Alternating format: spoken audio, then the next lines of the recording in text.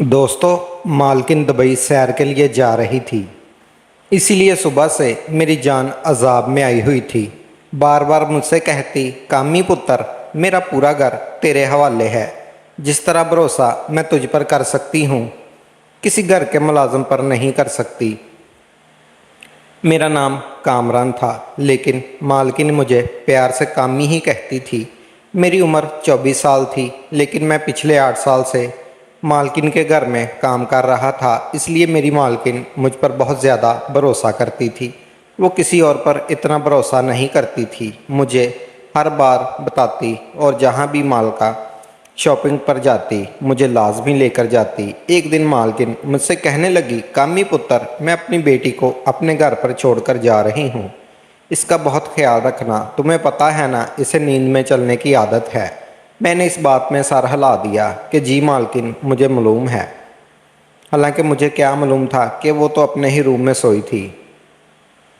मालकिन की बेटी का नाम तहरीन था, जिसकी उम्र 14 साल की थी, लेकिन अजीब अजीब किस्म की हरकतें करती थी। वो थोड़ी सी बेवकूफ़ और लाडली थी। क्योंकि वो मालकिन की इकलौती बेटी थी, इसलिए सब ने उसे लाड प्यार से रखा हुआ था। अभी तक बच्चों के साथ खेलती थी। मैंने कहा, जी मालकिन, मैं इसका पूरा ख्याल रखूँगा। लेकिन इसके बाद जो बात मालकिन ने मुझे कही, वो सुनकर तो मैं हैरान रह गया था। वो कैसे मुझसे ये बात कर सकती थी। कहने लगी कि रात को तुम तहरीन के साथ ही सोओगे, इसके कमरे में ही रहोगे। ये बात सुनकर मेरी आंखें हैरत से फैल गईं। मेरा तो दिमाग सुन्न हो गया था। मैंने मालकिन से कहा, मैं कैसे छोटी बीवी के कमरे में सो सकता हूँ? आप कुछ ख्याल करें, ये तो बिल्कुल एक गैर मुनासिब सी बात है। मगर वो कहने लगी, कामी पुत्र, मुझे कुछ नहीं सुनना। मैंने जो बस कह दिया, बस कह दिया। तुम तहरीन के कमरे में ही रहोगे और वहीं सोओगे। मुझे मालकिन की ये बात किसी तौर पर पसंद नहीं आई थी, लेकिन बहरहाल मैं इन्हें बार बार ना भी तो नहीं कर सकता था। लेकिन मैंने दिल में ये पक्का इरादा भी कर लिया था कि मैं तहरीन के कमरे में कभी नहीं सोऊंगा।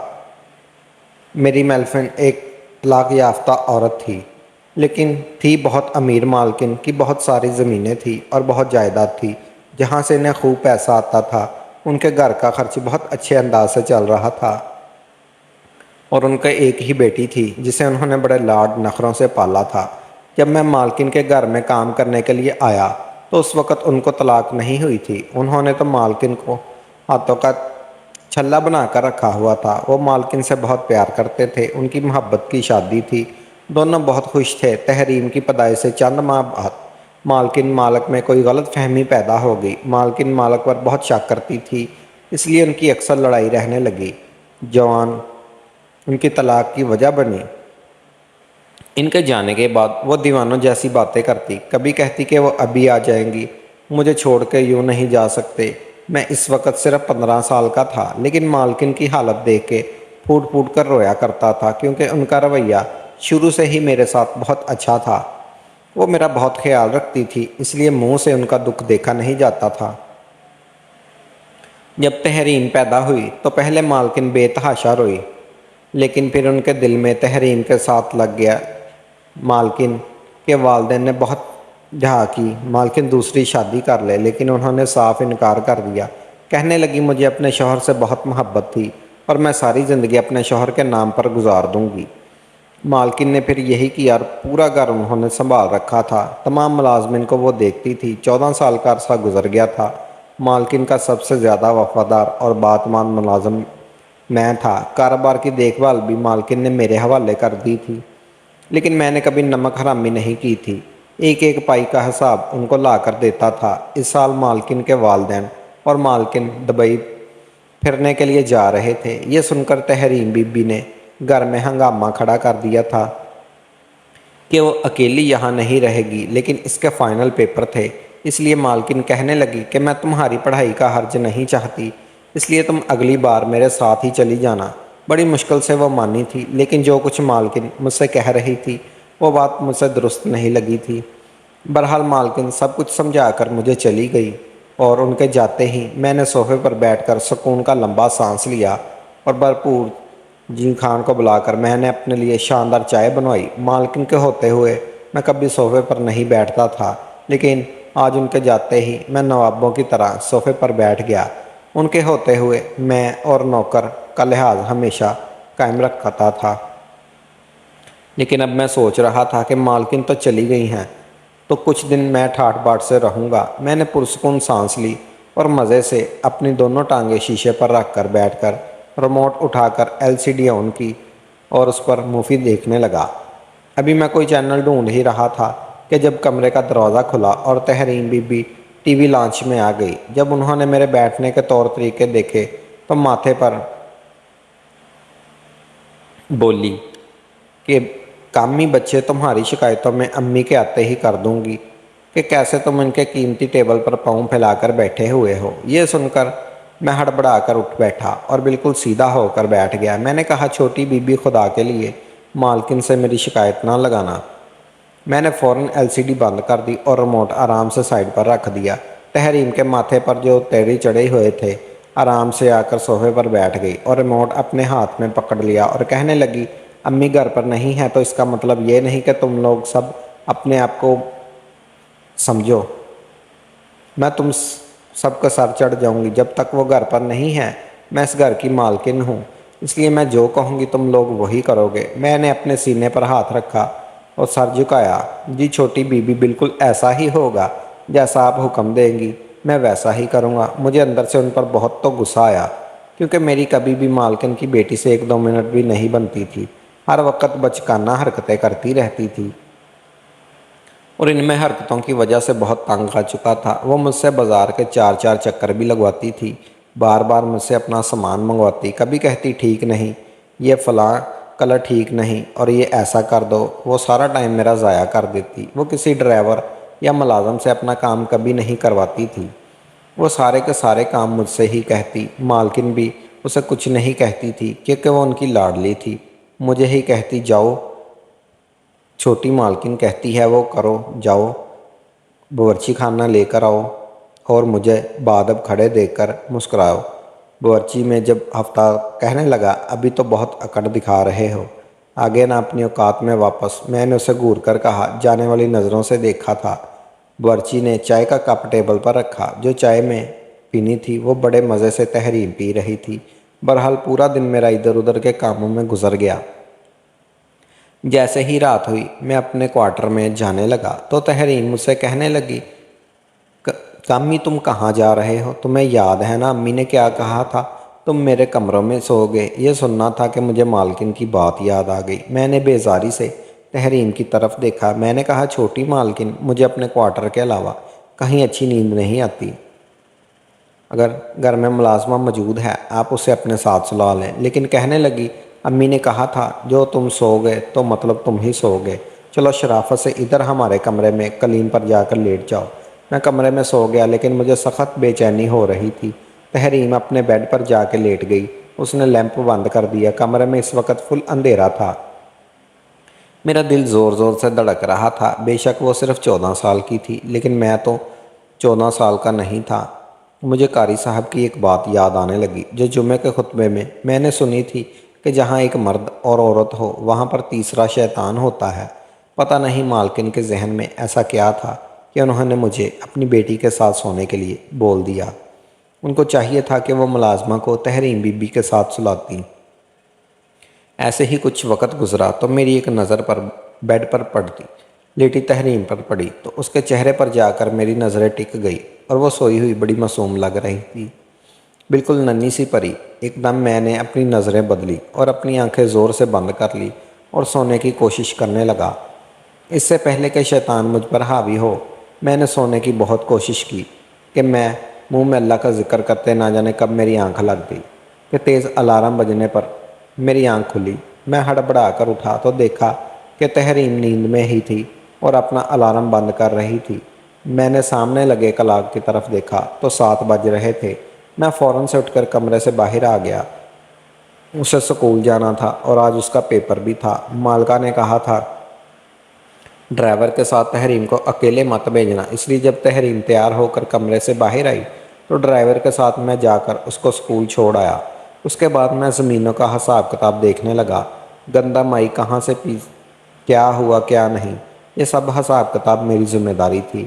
ان کاموں کے اندر میں کچھ ایسا الجھا کہ مجھے یاد ہی نہیں رہا میں نے تحریم کو اسکول سے واپس لینا تھا۔ جب میں نہ جاتا ڈرائیور بھی تحریم کو اسکول لینے نہیں جائے گا، اور یہ مالکن کا حکم تھا۔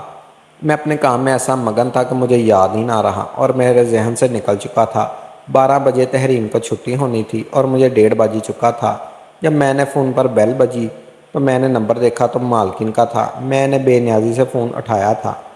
وہ مجھ پر بھڑک اٹھی، کہنے لگی، مجھے تحریم کی کال آئی تھی، وہ ابھی تک اسکول میں ہے، تم مجھ سے لینے کیوں نہیں گئے؟ میرا دماغ گھوم گیا، میں تو بالکل ہی بھول گیا تھا۔ میں نے کہا، مالکن ہماری زمینوں کا حصہ لگا رہا تھا۔ مالکن کہنے لگی، جاؤ جا کر اسے لے کر آؤ۔ میں نے سارے کھاتے بند کیے اور گھر سے باہر نکلا۔ سامنے ڈرائیور کو میں نے کہا، جانے والی نظروں سے دیکھا۔ میں نے کہا، تم نے مجھے بتا نہیں سکتے تھے کہ چھوٹی مالکن کو چھٹی ہو گئی ہے؟ وہ کہنے لگے، میں کیوں بتاؤں، مالکن تو سب ملازموں کو تمہارے سپرد کر کے گئی ہے۔ یہ تمہارا کام ہے کہ ان سب باتوں کا خیال رکھو۔ ڈرائیور کی بات میں نے مجھے ہلا کر رکھ دیا تھا۔ مالکن کہہ گئی تھی کہ سارے ملازمین سر پر چڑھ گئے تھے، ورنہ ان کے سامنے تو سر جھکائی رکھتے تھے۔ بہرحال میں فٹافٹ سے ڈرائیور کے ساتھ بیٹھا اور جب سکول پہنچا تو پورا سکول خالی ہو چکا تھا۔ صرف تحریم سکول میں تھی اور وہ غصے سے لال پیلی ہوتی گاڑی میں بیٹھ گئی۔ جتنی دیر تک ہم گھر نہیں پہنچے وہ سارا راستہ ہمیں باتیں سناتی رہی۔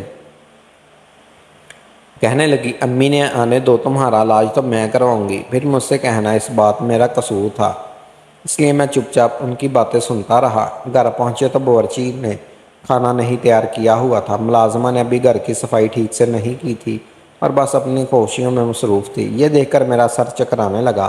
مالکن کے بغیر تو پورا گھر ہی الٹا پڑنے لگا تھا۔ میں نے انہیں کچھ کہتا تو سب کہتے کہ تم ہماری طرح ملازم ہو، زیادہ ہمارے سر پر مت چڑھو۔ میں تو مالکن کے بنا بکھلا کر رہ گیا تھا۔ میں نے ملازمہ سے ٹھیک سے صفائی کرنے کا کہا، اپنی نگرانی میں پورے گھر کو صاف ستھرا کروایا۔ رات کو میں تھک گیا۔ جب میں تحریم کے کمرے میں گیا تو وہ اونچی آواز میں اپنا اسکول کا سبق یاد کر رہی تھی۔ میں نے ٹی وی لان کے صوفے پر بیٹھ کر سو گیا کیونکہ میں دن بھر کا تھکا ہوا تھا۔ رات کو مجھے لگا جیسے لاؤنج میں کوئی اور موجود ہے۔ کسی کے قدموں کی آواز مجھے سنائی دی۔ میں نے آنکھیں کھول کر دیکھا تو مجھے لگا جیسے کوئی آدمی تحریم کے کمرے کے باہر کھڑا ہے اور کمرے کی کھڑکی سے اندر جھانکنے کی کوشش کر رہا ہے۔ میں نے بلند آواز میں کہا تو وہاں سے فوراً کوئی کچن کی طرف بھاگا۔ یا قدم اٹھا کچن کی طرف بھاگا، لیکن اس وقت کچن خالی نظر آ رہا تھا۔ میں نے فٹافٹ لائٹیں جلائی تو وہاں پر کوئی موجود نہیں تھا۔ ایک دروازہ کچن کی بیرونی جانب بھی کھلتا تھا۔ جب میں نے وہ دیکھا تو اس کی کنڈی بھی کھلی ہوئی تھی۔ میں فٹافٹ باہر نکلا تو باہر بالکل سناٹا تھا۔ میں نے کچن کے دروازے کو اندر سے کنڈی لگا دی اور واپس ٹی وی لانچ میں آ کر لیٹ گیا اور یہ سوچنے لگا یہ شخص کون تھا جو رات کے اس پہر اندر آیا تھا۔ نہ جانے میں کیا سوچ لیا، تحریم کے کمرے میں چلا گیا۔ وہ اپنے بیڈ پر سو رہی تھی۔ میں چپ کر کے قالین پر لیٹ گیا اور رات کو جیسے ہی کتوں کے بھونکنے کی آوازیں آئیں تو تحریم ڈر گئی اور میرا ہاتھ پکڑ کر کہنے لگی، امی یہ کتے مجھے کھا جائیں گے، امی میرا ہاتھ پکڑ لو۔ وہ بیڈ پر اپنا ہاتھ مار رہی تھی، نیند میں شاید وہ مالکن کا ہاتھ ڈھونڈ رہی تھی۔ مجھے سمجھ نہیں آ رہا تھا کہ ایسے موقع پر کیا کرنا چاہیے۔ بہرحال میں زمین سے اٹھا اور اپنا ہاتھ تحریم کے ہاتھ میں دے دیا۔ میرا ہاتھ پکڑ کر وہ پھر سے گہری نیند سو گئی۔ کافی دیر میں وہیں پر کھڑا رہا، انتظار کرتا رہا وہ کب گہری نیند میں جائے اور میں اپنا ہاتھ اس سے چھڑواؤں۔ یا گہری نیند سو گئی تو میں نے دھیرے سے اپنا ہاتھ چھڑوایا اور دوبارہ قالین پر جا کر لیٹ گیا۔ اس کے بعد میں نے تحریم کے کمرے میں ہی سونے لگا۔ ایک رات وہ باورچی نے دودھ کی سردائی بنائی اور کہنے لگا کہ تم بھی پی لو، بڑی سکون کی نیند آئے گی۔ میں نے وہ سردائی پی لی اور رات کو تحریم کے کمرے میں چلا گیا۔ اس رات تو واقعی ہی مجھے بڑی گہری نیند آئی تھی۔ میں جب سویا صبح آنکھ کھلی، صبح ہوتے ہی میری آنکھ کھلی تھی۔ جب میں نے دیکھا تو بیڈ خالی تھا۔ اس وقت صبح کے 6 بجے ہوئے تھے۔ اس وقت تحریم تو نہیں جاگتی تھی، ویسے بھی آج اتوار کا دن تھا، چھٹی کا دن تھا۔ میں کمرے سے باہر آیا تو وہاں تحریم موجود نہیں تھی۔ میں نے اسے پورے گھر میں دیکھا، وہ مجھے کہیں پر نظر نہیں آئی۔ میرا دل تو ڈر گیا۔ میں نے ملازمین کو شور مچا کر جگا دیا، سب اسے ڈھونڈنے لگے لیکن وہ پورے گھر میں موجود نہیں تھی۔ میرا تو حال یہ تھا کہ کاٹو تو لوہا نہ نکلے۔ میرا رنگ کھو چکا تھا۔ مالکن اسے میرے بھروسے پر چھوڑ کر گئی تھی۔ میں کیسے رات کی گہری نیند سو گیا تھا۔ تب میں نے تمام ملازمین سے بات کی تو مجھے پتہ چلا کہ باورچی بھی गायब है। फिर मुझे ख्याल आने लगा कि कुछ दिन पहले मैंने एक शख्स को तहरीम के कमरे के बाहर देखा था। वो भागता हुआ किचन में गया था। शायद वह बर्ची ही था। मैंने फ़ौरन मालकिन को फ़ोन किया और सारी बात उनके गुजारिश कर दी। बावर्ची का सब पता जानता था। मालकिन ने कहा कि तुम बावर्ची के घर तक पहुंचो, उसका पीछा करो, मैं पुलिस को फ़ोन कर देती हूँ। मैं भागकर बावर्ची के घर गया तो मालूम हुआ उसकी बीवी बच्चे कहने लगे वो तो घर पर ही नहीं है।